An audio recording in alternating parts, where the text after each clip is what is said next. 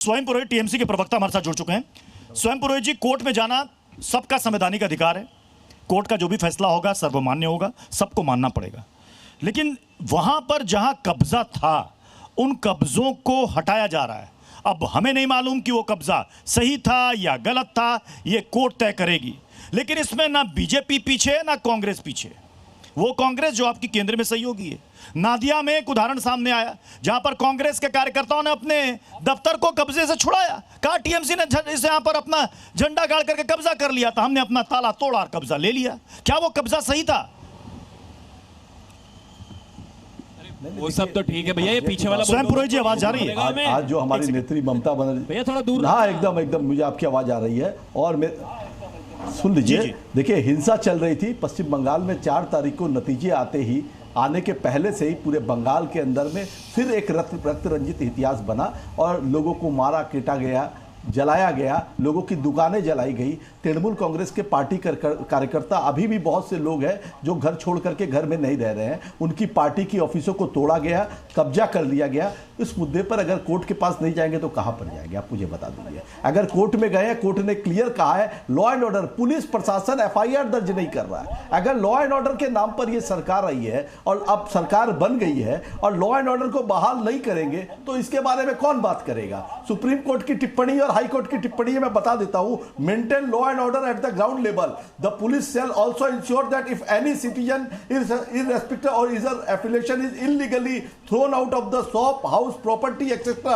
due to post-poll violence, he shall be give a safe return to his shop.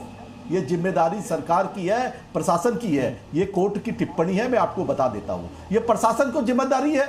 अगर प्रशासन अपनी जिम्मेदारी से भागेगा और मनमानी करेगा तो ये तो नहीं चलेगा ना। ये आजाद भारत है कि हम गुलाम मानसिकता में रह रहे हैं? आजाद भारत में कानूनी तहत से सब रहेंगे। अगर आपको जो बुलडोजर की बात की, ये बुलडोजर लेकर के तो इन्होंने जुलूस निकाला था। इनके नेताओं ने जब चुनाव में जीत करके आए, इनके नेता 4-4, 5-5 बुलडोजर। अरे भाई, कब ये बुलडोजर हिंदू के घर में चलेगा, कब मुसलमान के घर पे चलेगा, आपको थोड़ी पता चलेगा। किसी का घर ढहाना बहुत आसान है, बहुत आसान है, बनाना बहुत मुश्किल है। पूरा जीवन खर्च हो जाता है, तब उस गरीब आदमी का घर बनता है। उसकी रोजी रोटी का जरिया आप लोगों ने छीन लेने की कोशिश कर रहे हैं। इसके लिए ममता बनर्जी ने आवाज उठाई है। और बंगाल में अमन शिवम त्यागी ये कह रहे हैं कि एकमात्र हमारे पास सहारा है कोर्ट, इसलिए हम कोर्ट का रुख कर रहे हैं। घर किसी का भी गिरे, हिंदू का गिरे, मुसलमान का गिरे, बुलडोजर कार्रवाई अगर वो कोर्ट के परमिशन से नहीं है, कानूनी प्रक्रिया के तहत नहीं है, तो फिर वो गलत है।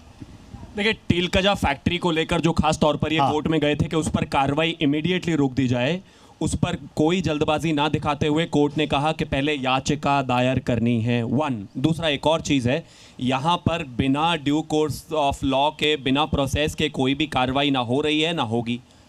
अब ये कहना कि नहीं ये तो डराया जा रहा है, धमकाया जा रहा है, जगहों पर कब्जा कराया जा रहा है, ये कोई बुलडोज़र स्टेट नहीं है। अगर ये बुलडोज़र स्टेट नहीं है, जबकि मैं मानता हूं कोई भी स्टेट बुलडोज़र स्टेट नहीं है, तो जब भारतीय जनता पार्टी के कलकत्ता के कार्यालय पर आगे बुलडोज़र तोड़कर चला गया था, तब क्या ये बुलडोज़र स्टेट नहीं था? गजब तर्क की बात है। अवैध कब्जा अगर किसी ने भी कर रखा है तो उसको खाली करना पड़ेगा। करीमगंज के, मैं फिर से रिपीट कर रहा हूं, रुकिए ना प्लीज रुकिए। बीच में बोलने की आदत बड़ी निराली है, मतलब अपने समय तो बोलना भी है, दूसरों के समय में भी बोलना है। पूरा सुन लीजिए, स्वयं पुरोहित जी पूरा सुन लीजिए, फिर काउंटर कर लीजिएगा। मैं अरे तो झूठ बोलोगे क्या? स्वयं पुरोहित जी आप पूरा सुन लीजिए, फिर काउंटर कर लीजिए। करीमगंज के कार्यालय में जो कांग्रेस का था, उसको कांग्रेस के कार्यकर्ताओं ने ही खाली करवाया, टीएमसी के आतंक से करवाया। टीएमसी के लोगों ने उस पर कब्जा कर रखा था। भाजपा की सरकार आते ही तो जो गुंडे हैं ना और जो कब्जा करने वाले हैं, वो ऑटोमेटिकली छोड़कर जाने लगते हैं। चले गए, कांग्रेस के जो दफ्तर है उसको खाली कर दिया और टीएमसी वाले चले गए और कांग्रेस वालों ने कहा कि हम अब तक तो खाली नहीं करवा पा रहे थे, अब हमने करा लिया। तो अपने आप ही शांति कायम हो गई है, कोई दंगा नहीं होना है। लेकिन कोई अवैध कब्जा भी नहीं रहेगा, इस बात को मानकर चलिए। आप चाहे कि जो गुंडागर्दी, जो अवैध कब्जा, ये सब चलता रहे, सरकार बदल गई है, ये सब नहीं चलने वाला। अगर प्रोसेस, एक मिनट, सरकार बनने में हमारे पीछे